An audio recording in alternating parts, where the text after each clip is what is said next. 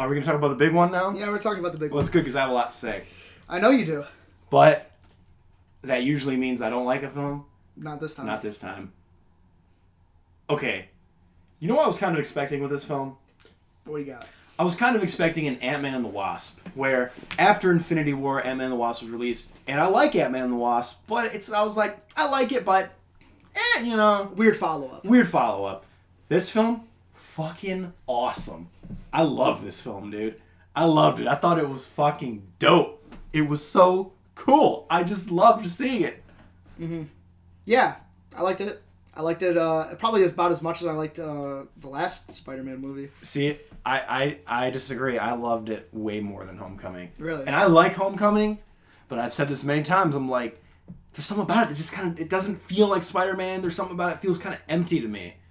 And I feel like this filled in some of those voids. It's a much more confident movie. There's a lot. This is sequelitis done right. The humor is amped up. The spectacle is amped up. The action is all amped up. The scale of the film is amped up. And I think it all works. Mm-hmm. I think they really, really achieved what they were going for. Everything is amped up, but it doesn't feel like it's too much. I loved it. Yeah. Yeah. Yeah, I mean... It's going to be hard to talk about this film without spoiling it. Yeah, that's going to be a challenge. It's going to be a challenge, but we'll figure it out. We'll figure it out. I mean, most of these people that are watching the clip, or if anybody's watching like the clips or whatever mm-hmm. of this specific one, they probably have seen it. Let's be real. Yeah, no, that's true. But I mean, how many people like watch reviews for movies that they haven't seen? Like, not a lot of people do that. I feel like. I know. See, I find that watching reviews for movies, and then going to see the movie just kind of ruins the movie for me.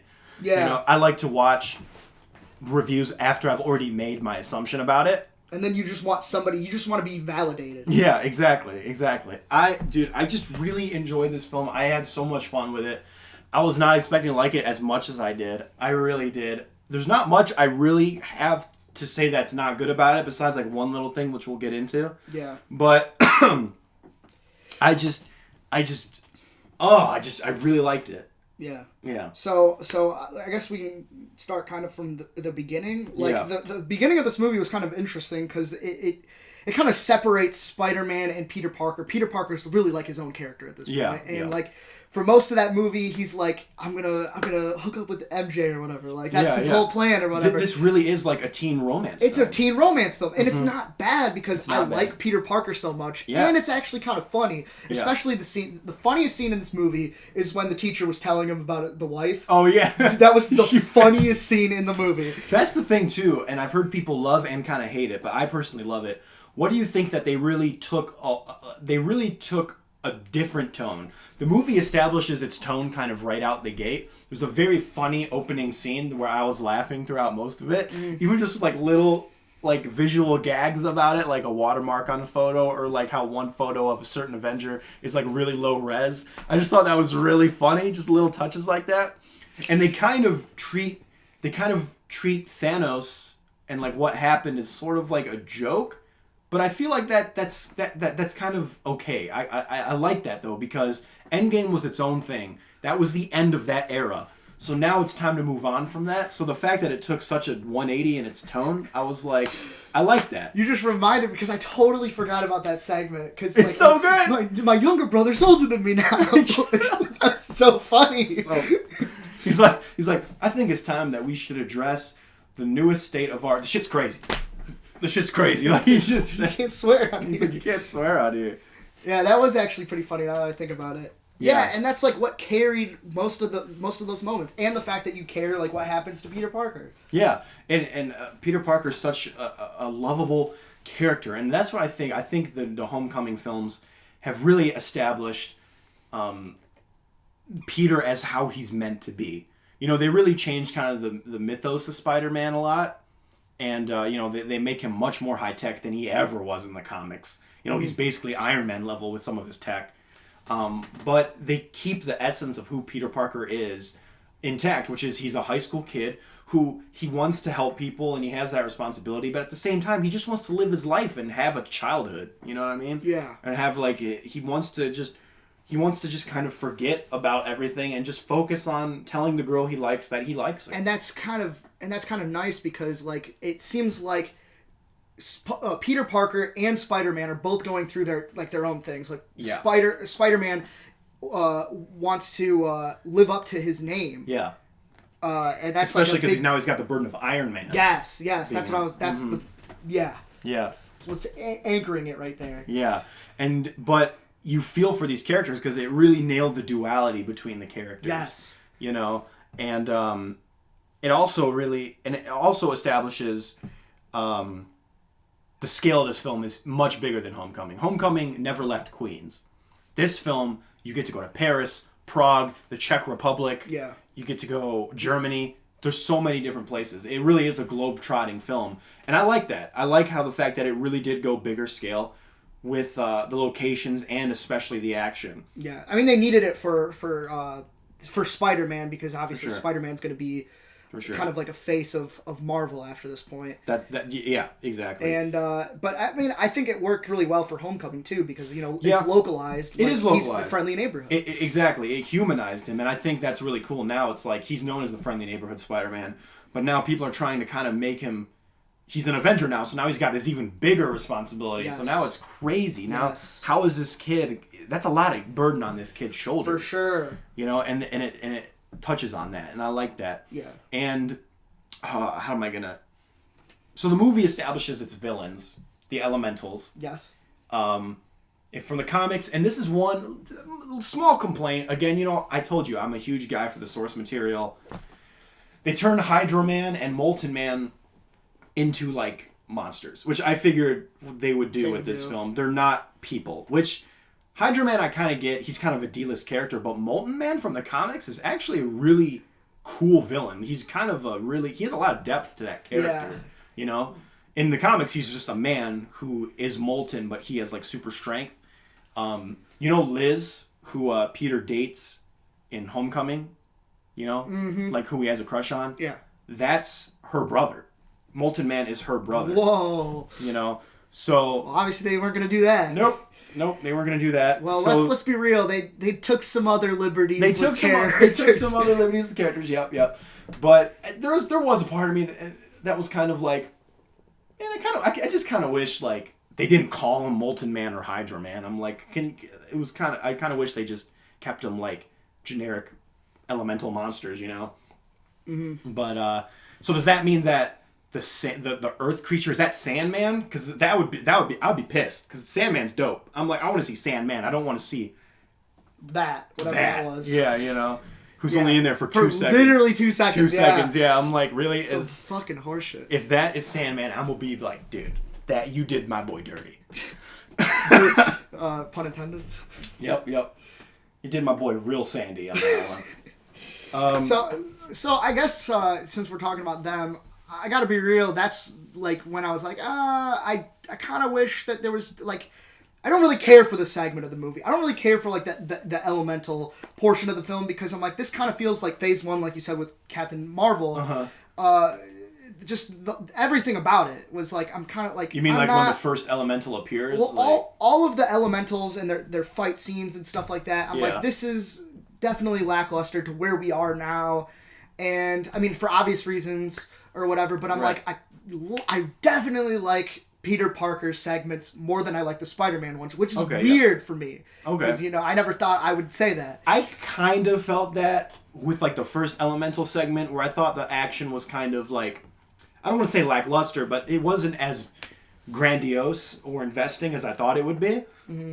And but that's when Quentin Beck comes into the equation, and it turns out that Nick Fury has hired Quentin Beck to help out with the elementals. Yep. And Quentin Beck is basically this guy from another Earth who his Earth was destroyed by the elementals on his Earth, so now they're on our Earth, which is Earth 616, which is a cool nod to the comics.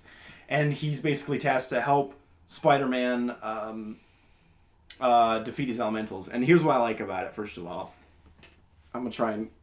Okay, so Quentin Beck kind of fills the void of Tony Stark to Peter Parker. Yes. In a way. But it's kind of interesting the dynamic they take with it. Because this is something that happens in real life. After a father figure or a mentor is gone, you can get people with different motivations kind of fill in that void for you. you know? And it's really interesting to see the parallel of someone who is selfless being the mentor of Peter Parker to someone who is selfish being the mentor of Peter Parker. It's kind of interesting to see that counterplay. You know, it's kind of that was definitely an intentional dynamic there. Mm-hmm. And also Jake Gyllenhaal in general. What did you think of his performance? Because it's interesting. His performance is interesting. I mean, I liked it. Because there's a dynamic to his performance that might make you think he's not doing it well. But then it turns out that I know. that's I obviously know what you're talking about. I'm just trying to we dance talked around about we talked about it before this. What Yeah. we thought about him and stuff like that. Yeah, exactly. There's an element to his performance where you're like, I don't know if I like this, but once you realize what he was going for, you're like, oh, that makes sense. You know? And then once it's revealed, his performance is turned up to 11. You're like, that's Jake Gyllenhaal, baby. That's Jake. Yeah. You know? Like, I love it. He has that classic Jake Gyllenhaal yell, and I love it, dude. Next to Nicolas Cage, he's got that classic Jake Gyllenhaal yell. Dude, you know who's gonna have a classic yell? Huh? It's Adam Driver. Oh, yeah? That piece of junk.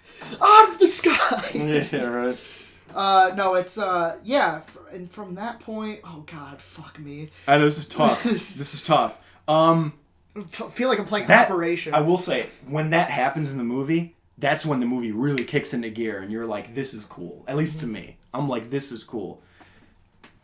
Oh, God, how am I going to say this? Okay, let's say this. The spectacle that I was definitely missing from, like, the elementals definitely came into play. Like, the fight sequences were a lot cooler. I kind of come to the realization that we're not going to get, like, really awesome, like... The choreography is not going to be as good now that the Russo brothers aren't involved. Like, they fucking kill it with the spectacle is really good. Let's just say, so we had known Mysterio's in this film, and if you know the comics, it's so obvious what we're talking about. But if you don't know the comics, we're just, because the trailers didn't spoil it, so we're not going to spoil it. But let's just say this. If you know the comics and you know Mysterio's deal, there's an element to his character that... With the trailers, I was nervous they weren't going to do. Because in the comics, he's the master of illusions. And in the trailers, he's just kind of shooting stuff out of his hands. So I'm like, I really hope they bring in the illusion aspect. And have him kind of take Spider-Man into this interesting place with that. And do his thing to him. You know what I'm saying? Yeah. And when that segment happened... That shit was dope. I was like, it was really dope. This is ripped straight out of the comics. This is the element I was nervous they weren't going to do, and they fucking did it. And that's the thing about Mysterio, man. He's just a cool character because he is super smart. Mm-hmm. You know, he outsmarts a lot of people. He's one of the only characters in the Spider-Man universe that can outsmart a lot of people. Yeah. So, it's really cool. And that's what made me think, like, damn, this is so fucking cool. They really nailed this character. And Jake Gyllenhaal's performance, I was like, damn, this is sick, dude. Mm-hmm. Yeah. What did you think about his origin and the retcon? Nah. You didn't like that? No. I loved that. Well, I just didn't like the exposition. Okay, that was my small complaint about the movie. The exposition dump. Dude. Yeah, it was a dump of it. It was a huge dump of exposition. But the actual retcon, and for me, it's just that character really didn't have that much substance to him. Like, just no. You don't think so? No, I definitely gonna remember because of the spectacle, because of the visuals that came with it. That's just. I thought that character was cool because I don't think every character needs to be Thanos level deep. You know what I mean? Yeah. I think his motivation was like, yeah, that makes sense for us. Or sorry, damn it, I have to edit that out. That makes sense for a Spider-Man character. That makes sense for yeah. I was like, okay, yeah. And I liked the retcon because it made sense and it was a cool tie-in. And then they brought in a retcon from Iron Man 1 that I was like, what the I'm like, okay. I'm like... Yeah, I mean, that part was kind of cool. I think that was, like, what they were banking on. They're like, well, maybe they won't notice that there's just a ton of information being thrown at you if we make it cool. Yeah. There is a ton of information, but in the end, I think that's, like, a small gripe for me. Yeah. I was like, okay, this is an exposition dump, but, you know, there's a lot in this movie that they have to cram in, and it's just too cool. And we need this character to go from point A to point B. And the sooner this character gets to point B, I'm happy with it. Mm-hmm. You know, because I want to see that. Yeah. And they pulled it off. Also, how did you feel about this movie being the end of phase 3? It still annoys me. It still annoys me that it's the end of phase 3. It should be the start of phase 4. Yeah. It really should. Yeah. They should just call it. They got to call it something new. They can't just be phase 4 now. Like because we ended an arc. Yeah. Like a long arc. Well, now they got to call it something. Apparently, new. They're calling it the Infinity Saga. Is what they're calling it. Yeah. So phase 1, 2, and 3 are technically call it something new and just start with phase 1 again. Yes. Bring in fucking Doctor Doom or Galactus, For dude. the love of God. Seriously, that'd be sick, dude. Can you imagine all of them fighting Galactus in the city? Oh, dude, I'm so down. Anyway. Because I feel like there's two things that we have to talk about after this podcast. Just me and you. Yeah. But I gotta say, really like the oh God, I gotta after credit scene. Dude. Game changer. About fucking time. I've been saying that it's been a missed opportunity for so long. And they fucking did it. I can't believe they did it, dude. And Marvel listens to their fans, dude. Yeah, well, they really this is my thing though. Mm-hmm. Something tells me that it's not going to be like this forever. Mm-hmm. I feel like this is only happening because they're taking a year hiatus. Yeah. They're like, don't forget about us. That's true. But that being said, though, where they're going to take it from there is going to be insane. Fucking love this. Fucking love it. The best scene in the whole movie. Yeah, that after credit scene, dude, it is a game changer. Yes. And but before we get into that, let's go back for a second. Okay. I just love the end of this film, the climax. That's a Spider-Man climax right there. The climax of Homecoming, I was like, this is boring. Like he literally just webs the Vulture and just slams him down to the ground. I'm like, that's it. I'm like, that's your Vulture fight, you know? Friendly neighborhood. Yeah. But I was like, that's a Spider-Man fight right there, baby. That was sick. And just like the Peter Tingle. Yeah. That homage. Dude, that was so good. So good. Oh, dude. And the Peter Tingle scene, the Spider Sense scene. Yeah. So good. That was That was such a cool scene. And that's the thing, man. The person he's fighting at that time outsmarts him in such a crazy way, and like it's such a back and forth, and it's so freaking good. I love it. And at the very end, this isn't a spoiler, you finally get to see it, man. You finally get to see Spider-Man swinging through Manhattan, and I'm like, yes, this is Spider-Man. That GoPro shot, baby. That's it. I'm like, this is Spider-Man. Finally, because in Homecoming he was just in Queens. He didn't swing through the city at all. And I'm like, yes, he's finally in Manhattan. It's dope. Anyway. It was good. Also, the chemistry between MJ and him, I love it. Yeah. Anyway, yeah. Mid and post-credit scenes, both of them, I thought. First of all, I'm glad they didn't make the end credit scene a joke. I was even nervous. I leaned over to David, who I saw it with. It was his second time seeing it. And I'm like, is the end credit scene going to be like a joke? Because they've been doing that for so long. No, that was good too. But it was so good. It was good. That's what I feel like we need to talk about. That was another game changer. There were two giant game changers. Yes. In the mid and post credit scene, yes. And I was like, what the? That's the one thing, like, because you don't really get a lot of progress from movies like this, especially for like Ant-Man and the Wasp. Yeah. But there's always if it's a good movie, there's always that one thing that's like, okay, this is what they need to start doing from now on. Like, they're learning from their mistakes, and this is something that, like, I've been saying it for a while, and fuck did it pay off. Yeah.